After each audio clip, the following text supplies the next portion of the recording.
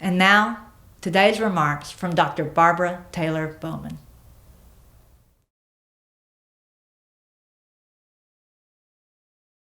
Graduates of Sarah Lawrence 2020, I am deeply honored to have been asked to say a few words at your graduation.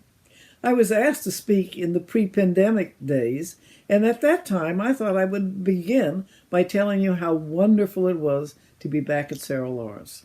I thought I would tell you about Sarah Lawrence in the 1940s, and I'm sure you would have been impressed to hear about seminars with social science greats like Lois Murphy and Helen Lynn, and knowing that one afternoon I watched the poets Stephen Spender and T.S. Eliot play cricket with students on the lawn outside of Westlands.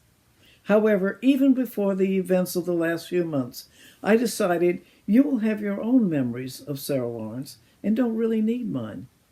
Instead, I thought I would focus on the challenges to children and families that those of you in the human services will face in your professional practice. Luckily, you have had a Sarah Lawrence education and to support your work. It's an education that not only gave you the information you need, but embedded it in a commitment to equity. My Sarah Lawrence education was a life changer for me, and I trust it will be for you as well. I arrived at Sarah Lawrence in the fall of 1946. The war was recently over, and as an African American, I was looking forward for a career path that led to racial equality and opportunity. I found that path in the study of child development. Traditionally, people believed that child outcomes were set at birth. How children developed was attributed to the will of God, or a predetermined place in society, or the color of your skin, or genetic determination. At Sarah Lawrence, we learned that development was textured, complex, and changeable. Most importantly, however, it was made clear that we should have the same developmental goals for every child. Understanding development held the promise of disrupting generational patterns of stunted growth. We could use developmental science to change outcomes for children and for society.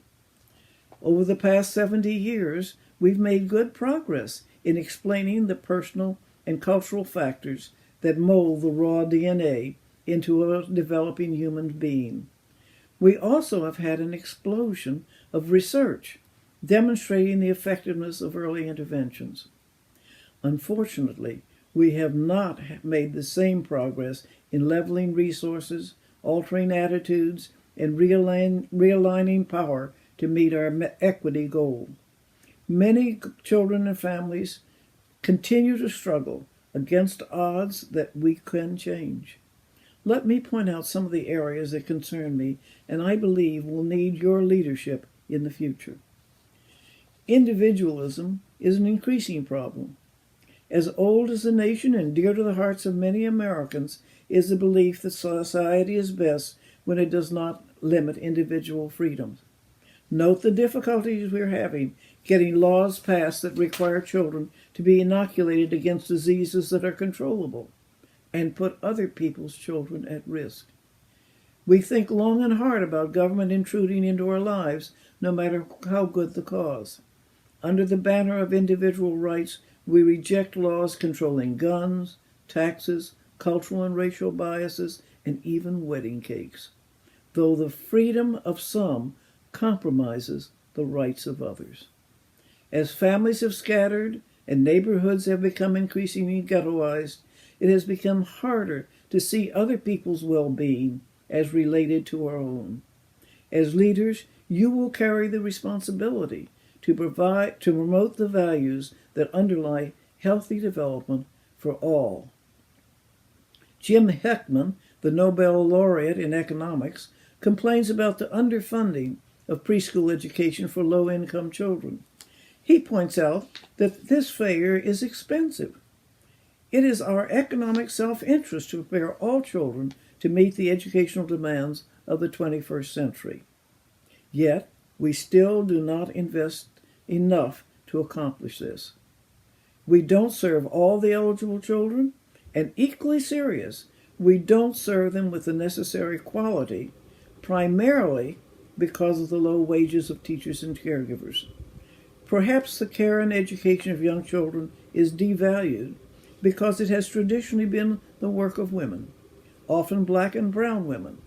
But the downward pressure on wages compromises the education and training of the workforce.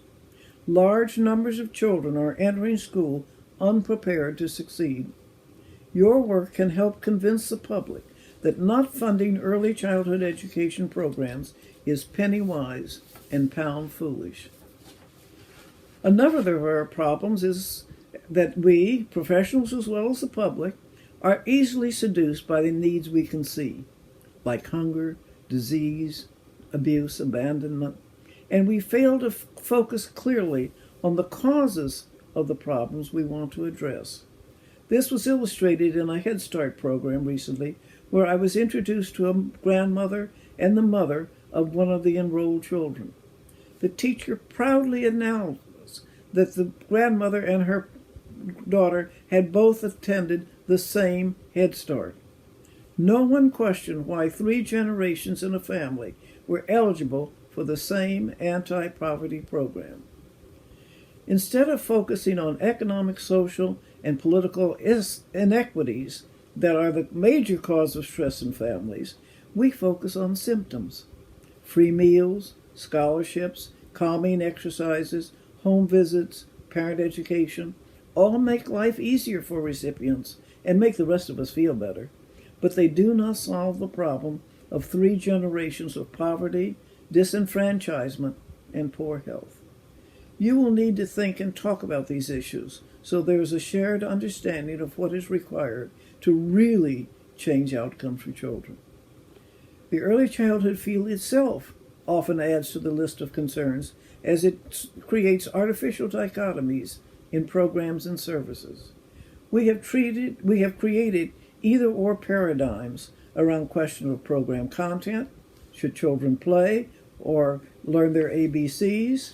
Curriculum models? Should we go to Montessori or Reggio Emilia? Training requirements? Should caregivers have academic degrees or is experience enough?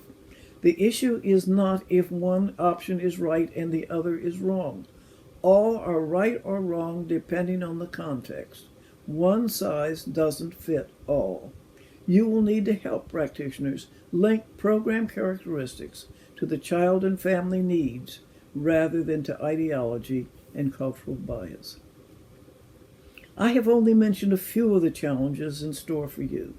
What I hope is you have heard that it's not enough to see yourself as narrowly concerned with your own program. We need you to communicate the knowledge and commitment you got at Sarah Lawrence to the families, to practitioners, to colleagues, researchers, policymakers, philanthropists, to all who hold the lives of children in their hands.